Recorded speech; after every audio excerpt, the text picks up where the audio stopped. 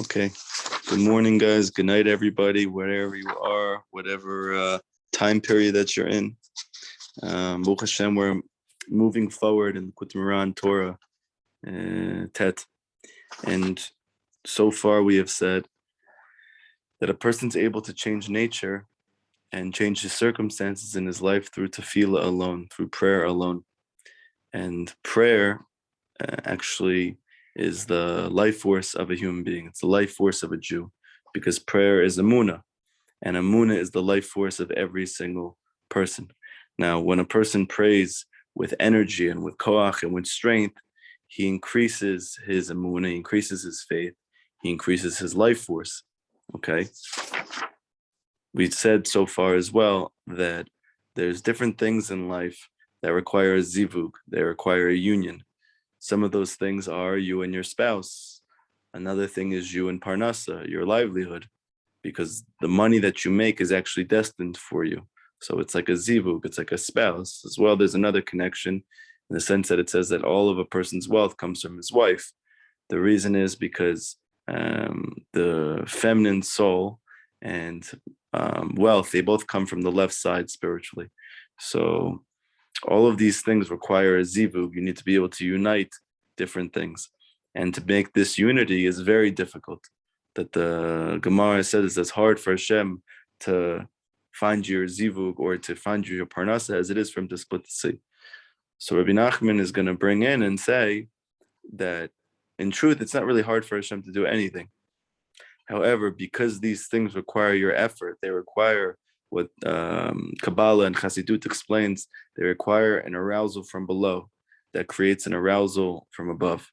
So therefore, when a Jew prays with all of his koach, when he prays with intensity, when he prays with fervor, when he prays with resilience, then as a result of that, he causes a union above between Hashem and the Shekhinah. And that union above, which is called the splitting of the sea, then the 12 paths are opened up, meaning the 12 mazalot, and whatever your mazal is strengthened, and then your prayer gets answered. And then there's an effect down here below, because everything that happens in this physical world is really a reflection of what happens above. The same is in a human body, that we know that Adam is called an olam katan. He's called a small world. The reason that a person is called a small world is because everything about the physical world is actually reflected in man. And you can actually see this scientifically as well, that the amount and the ratio of mass versus water in a person is the same exact ratio in the world, which is an amazing fact. But spiritually, the Arizal teaches that whenever you have something going on with you, physically, maybe some type of illness, chas v'shalom, some type of physical defect or impairment. So the Arizal teaches that everything in your physical body is really a reflection of your soul. And therefore, if there's some type of physical thing wrong, it's a reflection of something deeper. And it's supposed to be, so to speak, like some type of cue from Hashem that you should be able to see it and also know what to work on. The same thing goes when you perform a mitzvah. The Zohar says that when you do a mitzvah, whatever mitzvah that you do, whatever body part that it involves, the name Yud Kei Vav Kei shines in that place, meaning the name of Hashem, it shines in the place that you have performed the mitzvah. Second.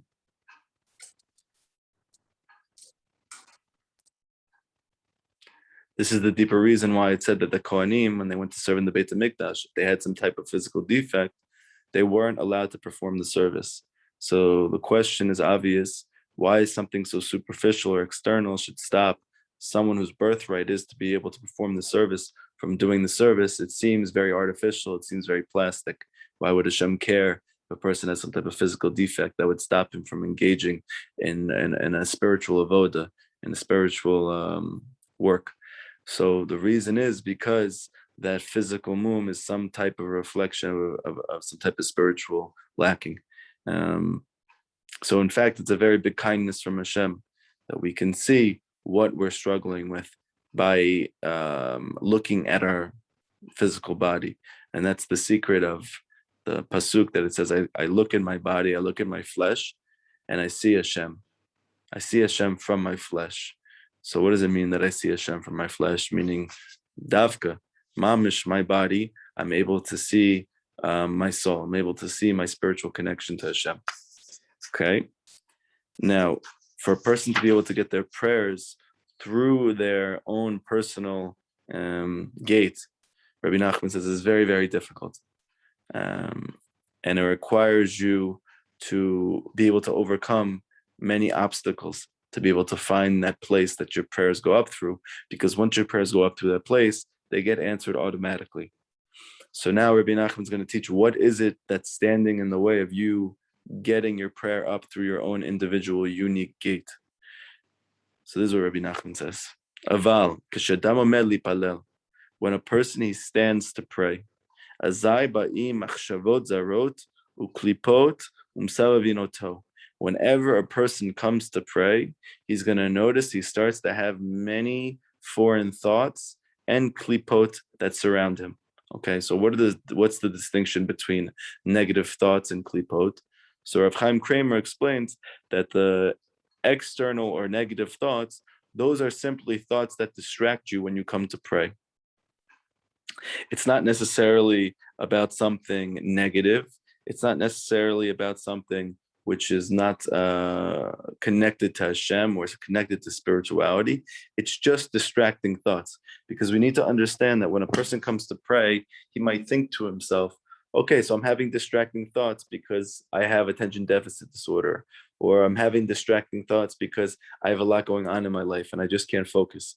However, the Arizal teaches that a person's rectification, his tikkun, his ability to heal, is mainly found in prayer. And therefore, the most amount of godliness is able to be elevated and cultivated in the time of tefillah. He refers them as netzutzot of elokus, that is sparks of godliness that fell from the beginning of creation. Those sparks are able to be lifted up in the most intense and direct form through tefillah, through prayer. But as a result of the efficacy of prayer, how strong it is, and the effect that it has in a person's life, you have to have a counter force which is just as strong. One of those counter forces is external negative thoughts, or just thoughts that distract you. I know that for myself, I used to have many, many distracting thoughts when I pray. It's much less common now, but part of the reason we're going to learn is that those thoughts are really the result of your spiritual condition, so to speak. That wherever you're holding spiritually, that manifests itself in the thoughts when you come to pray. That's why Rabbi Nachman says that really the only sure barometer for seeing where you're holding spiritually is the level of your tefillah, how intense your prayer is, how focused your prayer is, how much you're able to, so to speak, melt into the tefillah and to lose yourself in it, or how much that you're aware of what's going on around you and yourself. That's actually all a barometer of where you're holding spiritually. And this is the real reason why a person has these distracting thoughts. The other thing that he says that we deal with is klipot. Klipot means husks. These klipot, or husks, are the spiritual force which conceals godliness. It conceals Hashem in your life. It conceals your godly soul. It conceals the good in your life. These are called klipot. But at the same time, these klipot are husks, meaning to say, just like a fruit, that it has a peel around it, that it has a husk around it, or like wheat, that it has a husk, there's something really beautiful inside. And in fact, the husk is serving to protect that godliness or that fruit for when the right time comes to eat it. So too, Hashem placed around all the sparks of godliness which fell, husks. And therefore, it's only able to be accessed and elevated once a person has achieved that level, because otherwise that godliness is not good for him, because this light is a very intense light. And a person who's not holding at a certain level, if he brings that light up, it's not good for him, it's not good for the people around him. However, if he is holding in a certain level, then he's able to elevate that light or that godliness within himself, within the world, and it's very good for him. It's very good for everybody else. So what protects that thing so that you're at the right level is called these husks, these klipot. However, how do those klipot manifest when you come to pray? They come in the form of actual, not just distracting thoughts, but things which are considered asur by the Torah. They're considered prohibited by the Torah. Let's say sexual thoughts that are considered a breach of the principles of the Torah, or thoughts of other things which are considered asur, they're considered prohibited by the Torah. So all of those things are really klipot. So if those things are popping up in your head when you come to pray, it's not random, it's not stam, it's not because you happen to have watched something earlier that day, it's not because you happen to have a random thing pop up in your mind because for the first time today you closed your eyes when you come to pray. It's because these are the two counter forces to you achieving tefillah with koach, which is going to help you find your gate of prayer, which is going to help you get answered. Okay, so now the obvious question is, how does a person overcome these klipot, these negative thoughts? Because they cause him to be left in darkness, that when he comes to pray, he mamish feels that he's in the dark. He doesn't find the light. He doesn't see Hashem in his prayer. He doesn't, sometimes maybe he comes to pray, but he doesn't have the energy to pray. Sometimes he comes to pray, doesn't have the words to pray. What's causing that phenomenon? Why is it that yesterday or 2 days ago or 2 weeks ago, I was able to pray so intensely, and now every single time I come to pray, I just can't speak even though I want to. I have all these things I want to talk about and I can't speak. So the reason is a very deep spiritual phenomenon. It's because you've reached a certain level, and that level requires you to break through new klipot, new external thoughts. And the only way to be able to do that, Rabbi Nachman is going to teach how you do so. Kamoshe Katuv. And where do we see this phenomenon? It's brought about in the Torah. Because it says in Eicha, which we just said for Tisha B'Av, what does it mean that the Beit HaMikdash is destroyed? We know that the Beit HaMikdash is called my house of prayer, meaning to say that this is the place where prayers get answered. So the fact that the Beit HaMikdash is destroyed, really, where is that felt in the most intense way? When our prayers don't get answered. What's the reason our prayers are not getting answered? Because the Beit HaMikdash is destroyed. That's why it says in Eicha, Sakota ba'anan lach ma'avor tefillah. You covered yourself, meaning the prophet is speaking about Hashem. You covered yourself with a cloud so no prayer could pass through. Because the Beit HaMikdash was destroyed, the Gemara says that Hashem, so to speak, ever since then, has placed some type of screen between us and him, so that prayers find it very difficult to find their way up. Uchtiv, and it says in Tehillim, Yud Bet, Saviv Rashayim Mitalachun, that these it sounds like people, that these bad people, they're surrounding me on all sides, like David HaMelech is speaking about King David. However, we know according to Kabbalah, according to the Hasidic masters, all of Tehillim is really speaking about David and not external forces like people, but really internal forces of klipot. That is, he was speaking more to his own lackings, his own enemies that are within himself, his own struggles interpersonally, not external to him. And he was saying that those Rashayim, those klipot are surrounding me on all sides. So Rabbi Nachman says, what is this really referring to when a person comes to pray? That he's referring to the time of prayer. Where do we see this clearly? Because the next pasuk says that which is valuable is despised by humanity. And the Gemara in Masechet Brachot says, what is this referring to? It's referring to that thing which stands at the summit of all existence. It stands at the height of existence, higher than anything else. So Rashi, the most famous commentator of the Torah, of the Gemara, that he explains on Pshat level, on the simple level, what everything means. So he says there that this thing which stands at the summit of existence, that people despise even though it's so valuable, is tefillah itself, it's prayer.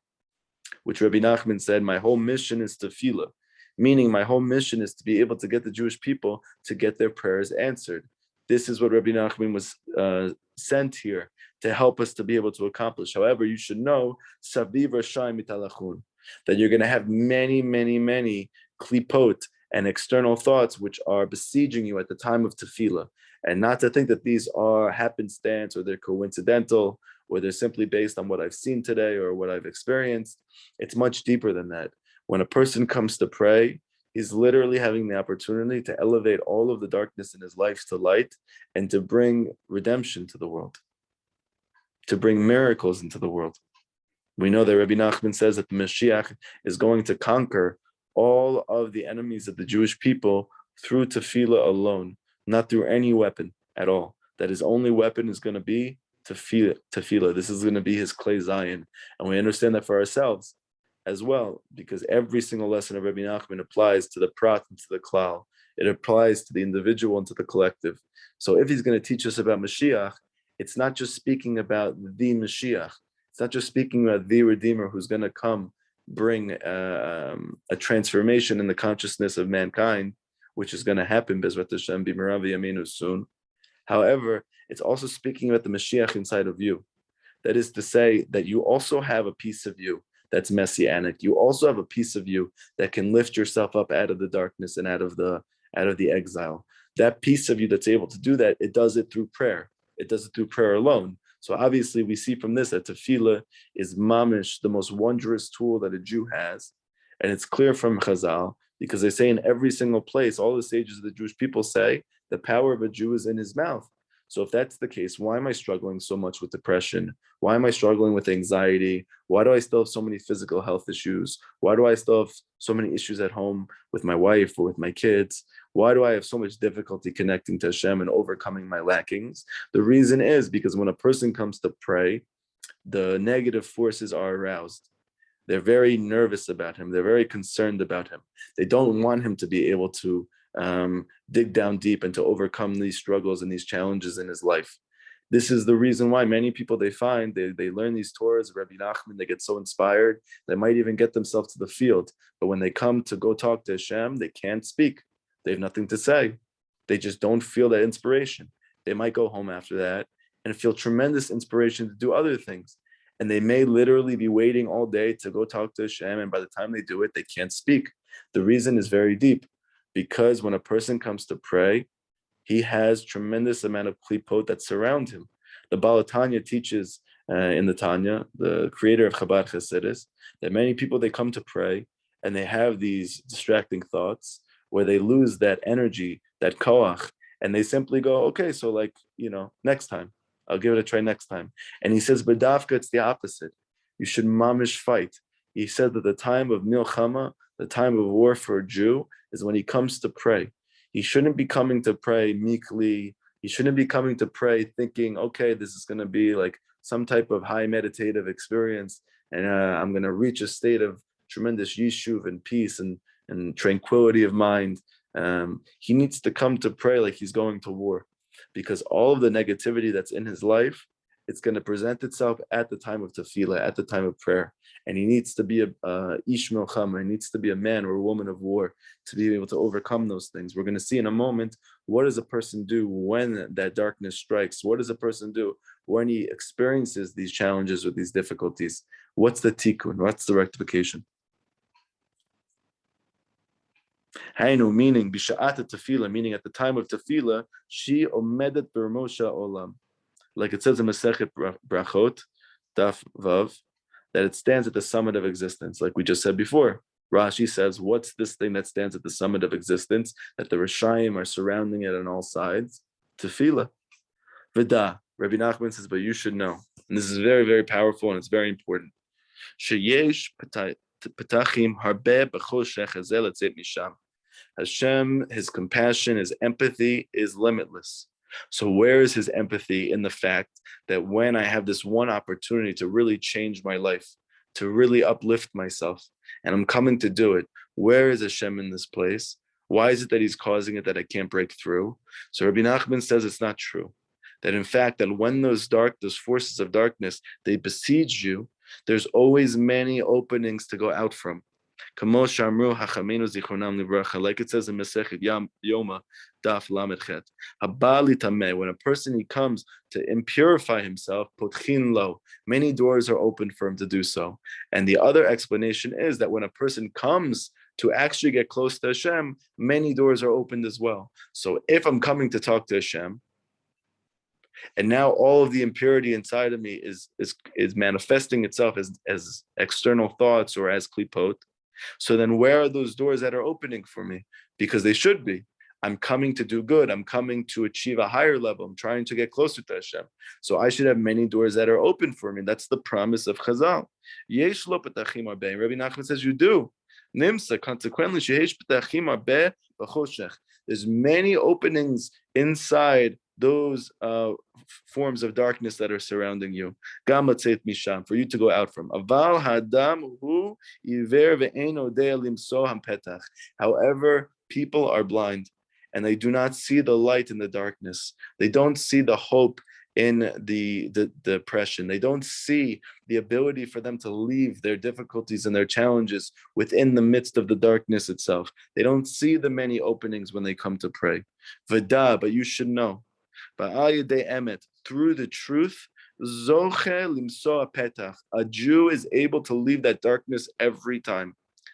Meaning to say, ki ikar or hameir hu hakadosh baruch hu, because the essence of the light that illuminates from Hashem, Kamosha Katuv, like it says, Hashem Ori V'ishi, Hashem is my light and my redeemer, meaning to say that Hashem's essential quality is light. So what does it mean that a person has darkness that's surrounding him on all sides? We said it's the klipot. The function of klipot is to conceal godliness. So for you to have an opening to leave that darkness, there must be patches of light. What are those patches of light? Rabbi Nachman says it's the truth. It's the truth. So when a person finds that he is besieged by challenges and difficulties, when he comes to pray, say the truth. The truth will set you free. That is a very deep saying. And I'm sure the person who said it didn't even realize how deep it is, because Hashem is the truth. It says in the Midrash that everything has its own seal. Everything has its own stamp. Everything has its own essence. What's the stamp or the seal of Hashem? That every time you find that seal, you know that the person who stamped the seal is there as well. The seal is truth. Wherever you find emet, you're going to find Hashem. It's concealed and hidden within the word emet itself, truth itself, because the word truth is made up of the first letter of the Hebrew alphabet, the aleph, the last letter of the Hebrew alphabet, the taf, and the mem in between, the middle letter of the Hebrew alphabet. Meaning to say, like we say that Hashem is before, He's after, and He's now. Hashem melech, Hashem yimloch, Hashem malach, Hashem. I know I went out of order there, but Hashem, He rules, He did rule, He will rule. Hashem existed, will exist after this physical world. He existed before this physical world. He exists now, because the essential quality of Hashem is that He's always there. He never leaves. He never exits. That the exile of a Jewish person is only within his own mind. That Hashem is really always there. And what is that presence of Hashem that's always there? It's the truth. So when a person feels himself that he's besieged by these negative thoughts, by these images in his mind when he comes to pray, he needs to dig down deep and to say whatever is the truth inside of him, because that truth that's inside of him is not stam. That's literally the gate for him to be able to leave that darkness behind him. And through a lie or through lies, Hashem departs from that place. Like it says in Shemot, Lo tisa et Shem Hashem l'shav. It says in the 10 commandments. These are the 10 archetypal mitzvot in which all 613 mitzvot derive from. One of those is that you shouldn't say my name in a false way. People think it means that Hashem just doesn't want to be associated with lies. It's much deeper than that. Hashem is saying, I have no connection to lies at all. Lies are the opposite of my existence. Lies, sheker, is darkness. I am the truth. So when a person comes to say my name, don't say it with a lie, because my name has nothing to do with a lie. They are essentially two complete opposites. So it's not just that Hashem is telling us, don't say my name in vain. It's saying that my name can't be used in vain, because my name is the opposite of vanity. My name is existence. My name is truth. My name is meaning. It can't be used in vain. Ki ayadei shab misalek et HaKadosh Baruch Hu, because through lies, the presence of Hashem, it departs. Like the pasuk says, Dover shakarim lo yikol neged. A person that he speaks lies, he is not established opposite my eyes. Okay? And we know that the concept of Hashem's eyes is the concept of Hashgacha Pratit. It's the concept of divine providence. So really this pasuk is saying that a person who doesn't say the truth, he's not saying that deep, deep truth that's within himself. He's concealing it. He's moving over it and moving past it. He's not bringing out that truth that's deep down inside of him. And instead he's saying lies, whether they're big lies or they're small lies, whether they're white lies or they're black lies, whatever type of lies that they're saying, he can't be established before my eyes, meaning that he's not going to be able to draw down divine providence for himself through prayer because he's not saying the truth. And I am the truth. However, through the truth, HaKadosh Baruch Hu shochen imo. Hashem always rests with him, always resides with him. Like it says in Tehillim, Karov Hashem lekol, Korav lekol. That which we say in Ashrei 3 times a day. That Hashem is close to everybody who calls to him in truth. So here's a very deep secret, because we think that this pasuk in Ashrei is meaning to say that Hashem likes when you say the truth. And because he likes when you say the truth, he's going to be there for you in your time of need. It's also true. It's also true. But what Rabbi Nachman is saying is this pasuk is very deep. It's saying that anybody who calls to me be'emet, I'm going to be near him. Why am I going to be near him? Because I am the truth that's coming out of his mouth. Meaning that I am literally what he's saying that's true. So if a person's going through a struggle or a difficulty or a challenge in his life, and Imam is able to dig down deep and say something that's true, it means he found Hashem. It means that what's coming out of his mouth is the Shekhinah itself. It's Hashem itself. There's a tradition amongst Breslovers, they are, especially the original Breslovers, that they used to say to each other, if only I could say one true thing in my life. If only I could come to pray and I could mamish say one word that's true, one letter that's true, one sound that's true. What's the reason they were obsessed with saying the truth in their tefillah? Because the truth itself is the epitome of light. It is the manifestation of the Shekhinah. It is Hashem itself. And then Hashem is with him. And when a person says the truth, meaning he manifests the light of Hashem, then it illuminates for him how he's able to leave his darkness. Hamonea oto. That darkness that disturbs him when he prays, Kamosha Katuv, Hashem Ori, like it says that Hashem is my light.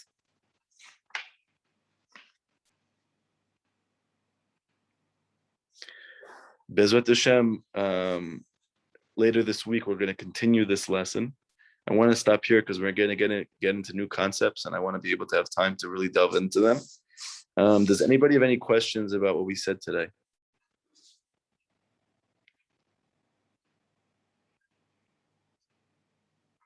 Did anybody hear this lesson?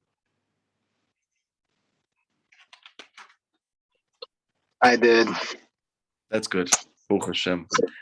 I also want to make one quick announcement before you guys ask questions.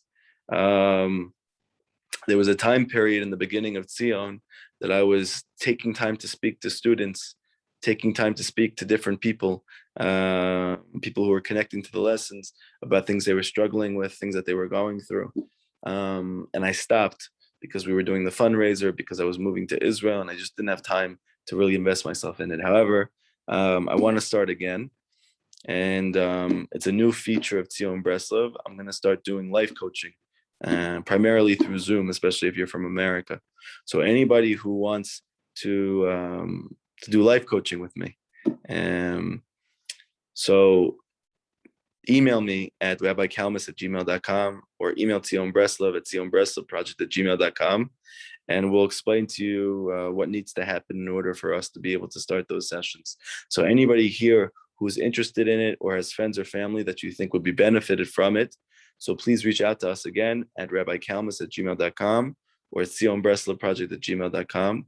And Bezrat Hashem, I'd love to start doing it, within the next couple of weeks. So that's the first announcement. Tell everybody who you think would be helped from such a thing.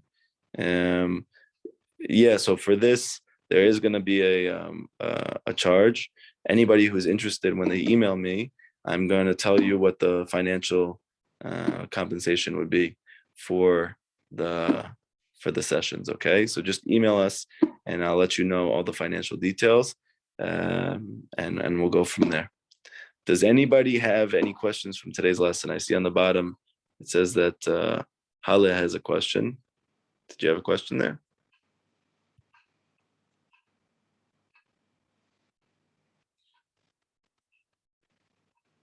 Anybody? No? Okay. Okay, I guess I'll ask one. Okay, go ahead. So this is partially to do with it. Okay, it has it partially relates to this lesson. So when I daven Shemona Esrei, I feel like this is the most prevalent, where a lot of darkness surrounds me. And it's hard for two reasons. Number one, because my mind decides to race a gazillion miles an hour and think of random things when I'm supposed to be davening Shemona Esrei. And also because everybody's going so quick, and I always take my time for this reason, also because like I really want to get it, but I'm always the last one in, which is okay. Like that doesn't bother me. It doesn't affect me. I'm always the last one there, the last man standing. But I don't know. It's not comforting to have these thoughts while I'm davening Shemona Esrei. And I know here, like I'm even looking at the abridged version here, and it's saying of Likutey Moharan, it's saying about just to cling to honesty. And as long as you say those words honestly, then I don't know. I mean, it's fundamental and it's a foundation. It's saying to really connect to Hashem. Sure. But I want to get rid of these thoughts. Negative thoughts. Sure. So it's a good question. The fact that you're having those thoughts in Shemona Esrei is a good thing. That actually makes a lot of sense. That is the time that the Hasidic masters say that these thoughts are the most prevalent. That means that you have a koach in tefillah. That means that you have a koach in prayer. So on the one hand, this is one of the most liberating messages of Rabbi Nachman, that the thing that you're struggling with itself is actually a hint to the empowerment that's hidden inside of you. Because if you're struggling with these negative thoughts and these klipot when you're coming to pray, it means that you actually have a koach, you have a strength to be able to be very effective in that space. Okay, so that's one of the first things that you should know, because you need to be besimcha, you need to be happy in order to be able to overcome whatever challenges that you're going through. So first, to know, Shlomo, that you're a very special soul, you have a big soul, and that's the reason why you have distractions when you come to pray. It's not a sign of a lacking on your part. It's not a sign of something being a pagam in some way, a blemish in some way. It's because you have a lot to work with, okay? So that's the first thing. Second thing that you should know is it's impossible to think two thoughts at once. So Rabbi Nachman would say that when you're distracted by a different thought, so think another thought, because you can't think two thoughts at one time. So therefore, if you say whatever you're saying and you just mean the words that you say, then you can't think another thought at that same time. So that's just a practical phenomenon. So that's what Rabbi Nachman was suggesting in that case. So this is a very, very fundamental thing. But Shlomo, you're going to see that as time goes on and you work on bringing these lessons into yourself and you work on becoming more pure and you work on becoming more connected, you're going to find that those thoughts, they start to fade away. Those things that distract you, they start to move away. Okay, now when you grow spiritually, you will find that they'll come back, because Rabbi Nachman explains that in Likutey Moharan later on, lesson 25, that every level that you move up to, you're gonna go back and deal with those same things that you dealt with in the past. This is not just about tefillah, this is about any of your struggles in life. A lot of Rabbi Nachman's students, Rab Natan writes, that they used to come to Rabbi Nachman and talk about how that they really weren't growing. They thought they were, but they see that it was all really a sham. It wasn't real. And Rabbi Nachman would rebuke them. And he would explain to them that, in fact, they are growing tremendously. And the reason why they're struggling with this thing now is not because they never made any progress. It's because of how much progress that they're making that they're having all of these struggles. And this was not just Rabbi Nachman trying to empower his students or to make them feel better. It was because this is a spiritual reality. Whenever a person reaches the next level spiritually, he needs to go back and deal with those same challenges, whether it's shalom bayit with his wife, whether there is mental health issues, whether they are his thoughts that he has when he comes to pray, whether they are any any of his struggles that he deals with, lack of self-esteem, depression, anxiety, and all of a sudden he sees after a week or a month or a year that this thing has been gone, all of a sudden it comes back even harder. It's not a sign that you have not done good work. It's a sign that you're doing very good work. You just need to strengthen yourself to fight again. Okay? So you shouldn't be discouraged by this. You should feel very excited about the fact that you have these distracting thoughts when you come to pray. And also you should know that if you're staying there longer than everybody else when you're praying, this is not a sign of any type of lacking. It's actually a sign of tremendous holiness. The biggest tzaddikim and the biggest Hasidic masters, they used to stay in the Amidah for hours. The Baal Shem Tov, they used to leave him in Shachrit, and they would come back to him in the afternoon because they knew he would still be davening. And if they would stay there, they would have to wait the entire time. Many Hasidic masters and tzaddikim were known for this, that you can literally see them start the Amidah, and then they're still hours later. Even my own Rabbi, before he passed away, Rabbi Aaron Valkin, his neshama should have an aliyah. So he always prayed longer than everybody else. He was always in the Amidah longer. Even when they did the Chazara, I don't think I ever saw him do a Chazara. I never saw him do the repetition with anybody. He was still in the Amidah by the time that we passed that as well, and we moved forward. Okay, so the fact that you're still in the Amidah when everybody else is not a problem at all, and you don't have to worry about it. Once you get to the Amidah, you just sink yourself into it, take your time with it, mean the words that you say, do the best that you can. You're going to see later on through these Torahs how to be able to nullify those negative thoughts, those klipot that surround you when you come to pray, and you're going to see progress Bezrat Hashem with it. All right, beautiful. Thank you so much. So I guess I'll just I'll let everybody know in Shachrit that to give me a nudge when it's time for Arvit. I hope you get to such a. All right, thank you. Have a great day. Yeah, of course. Yeah, you too. Any other questions? Anything?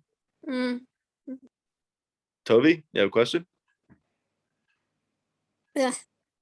It's just I get really distracted sometimes with my thoughts. I'm trying to, I feel like I could learn a really high shir in Braslov, and I have to, it's really hard to balance your thoughts out, especially when you have to deal with everyday life. Your thoughts about Kedusha and like all the things you learn just go away. And how do you deal with that? Are you supposed to, if you have to work to make Parnassa, are you still supposed to think about your thoughts and prayer? Are you still supposed to think about Rabbi Nachman when you're in your occupation? Okay, so this is a good question. First thing is that it's very normal to have distracting thoughts. This is something that we all deal with, because really the main manifestation of the klipot, of the negative forces in a person's life, they manifest itself specifically in a person's thoughts. This is why our generation is plagued so much with mental health issues at this point, because the forces of negativity are the highest right before the Mashiach comes. So too, where is that going to manifest itself in a person's thoughts? That's why Rabbi Nachman says the koach medameh, the power of imagination, will never be higher than in that generation right before the Redeemer comes. So you're in good company, Tovi. We're all there with you in terms of the distracting thoughts. But this is something that you should be praying on. This is something that you should be asking for Hashem in your Yibodedut, that you should not have those thoughts.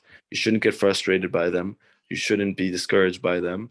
But they're a real entity, meaning to say that they're not just because of whatever's going on in your life and now you're overwhelmed. That could be part of it. But the real reason that those thoughts are coming into your mind is actually coming from klipot. They're coming from forces of negativity.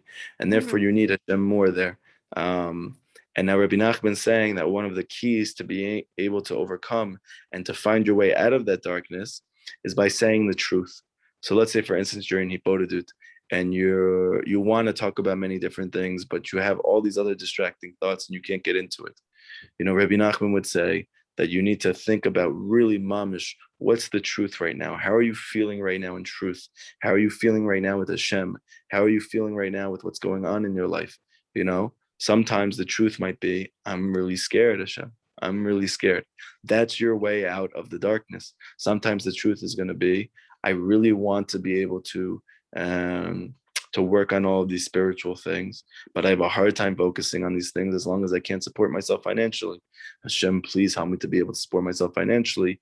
I really need it. I didn't want to ask for it until this point because I didn't want to seem petty. But the real truth of truths is I need it. I need this to be able to have a calm peace of mind. So that's the truth. When you say that truth itself is the gate. That is the key to you being able to leave that darkness behind in your life. So this is a very encouraging thought that in fact, when the darkness or the difficulty, the trial comes, the real thing that you need to hold on to is just to mamish say the truth. I know many times for me personally in my hibodedut, when I feel blockages or I feel disconnect in my hibodedut, in my prayer, if I just dig down deep and I just say the real truth inside of me, no matter how scared I am to say that truth, I feel things open up for me because that's mamish the presence of Hashem in that place. So this is what I would suggest. This is what Rabbi Nachman suggests. Okay. Yeah, I'll just continue working on it. It's hard. And it's even hard to also just, I always still like feel like, how do you just, it's like also even building a routine to do it. Like, what if you stay and you're going to do Hizbut every single day for 15 minutes and you forget, you miss 2 days? Okay. So, do you work, Tovi? Yeah. And yeah. Yep. Do you ever forget to work? No, but Why not? but I have a really stressful job. Like I'm taking off time now so I can connect to Hashem.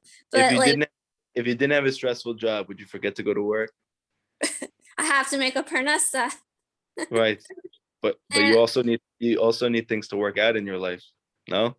Hashem wants me to work, and Hashem wants me not to be 100%. in the clouds Yeah, every day. 100%.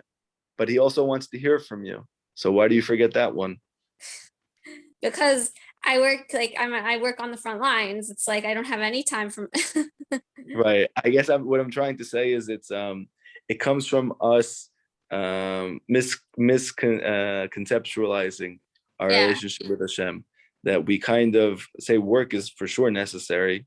I need to eat today. I need to drink today. I need to converse with other human beings today. So that's all true, and you need to sleep. But Rabbi Nachman says that your life is your tefillah. That's what this whole lesson is about. That a person's real life, his inner life, therefore the joy that comes from his life, the energy, the inspiration that he has, all comes from his prayer. Yeah. So if a person really internalizes that lesson, he can't forget to pray to Hashem, because he knows that just like I go to work for parnasa, but if Rabbi Nachman's saying really your parnasa is not coming from your physical work, it's coming from your tefillah when you're not working, so then you're going to feel compelled to speak to Hashem, and you won't forget.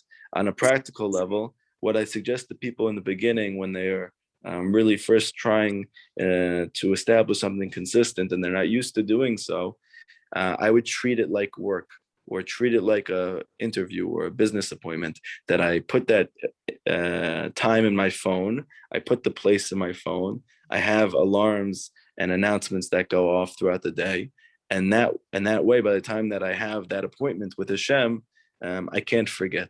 So this is something that I suggest to everybody. This is what I would suggest to you as well, that you treat that hippodedu, that 15 minutes that you have with Hashem right now, that you treat it like a different type of work, that this is a second job for you. And really, it should only make your first job better. So this is a practical suggestion so you can't forget. The other suggestion is to pray to Hashem to really internalize how essential and how important prayer is, that it is your life. Like David HaMelech says, Tefillah le'el chayai, Tefillah to Hashem, that is my life. So to internalize that means that you can't forget. Mm-hmm. Yeah, thank you so much. I'm gonna treat, like you said, like this his wudu like it is work. I'm gonna Bezrat Hashem. Yeah, and you'll see that what happens is that over time, it's almost like you can't imagine that you went without that. It reminds me of like when you start taking Shabbat on for yourself. In the beginning, you're like, oh my gosh, this is like a whole thing, and I can't watch TV, I can't watch football, I can't drive. I can't listen to music. And it seems very overwhelming. But then when you start doing Shabbat for a while, even though in the beginning you feel uncomfortable because you're not used to it, then you start to love it and it becomes your favorite day of the week. And then you can't wait for it all week to get to Shabbat. And you wonder, like, how did I ever live like 20 years of my life? And I never had a day off. Yeah, I never, for sure. yeah. So Hibodedut for me is like the Shabbat of the day. That in the beginning, when a person starts to bring it into their life, it feels very weird and it feels very foreign. It's hard to remember to do it or that you want to do it. But if you kind of push yourself to do it anyway, like I'm going to force myself to do it every single day and put myself in a position to succeed in that, then you'll see what happens after a period of time is that time becomes literally the most enjoyable time of your day. And you wonder like how you got through your days without it. Yeah. Whenever I do it, it's amazing, and I have Sure, feel of course. amazing. But I just don't remember. Like I missed a few. Yeah. The phones today have tremendous assets for you. Look at the alarm clock, set it up in your calendar, and also don't think it's beneath you, because I have told this to literally every single person, and I used to do it, because when a person wants to do Hibodedut, he needs to know the forces of negativity in your life do not want you to do Hibodedut, because it's the key to your redemption. So therefore, the reason why you're forgetting is not really because you're forgetful. It's simply because these klipot do not want you to do Hibodedut. So you need to gird yourself and to fight. And sometimes that means taking practical steps to remind yourself. Okay, thank you so much. Thank you. You're welcome, Tovi. Thank you. Okay. Everybody have an amazing, amazing day, an amazing night wherever you are. I miss you guys in America. I love you guys. Thank you for listening to me. And Bezrat Hashem, we'll be in touch soon. We'll have another class hopefully later this week, and continue to find out about this darkness that's surrounding us at the time of prayer and how we can leave it behind and get our prayers answered. Everybody have a great day.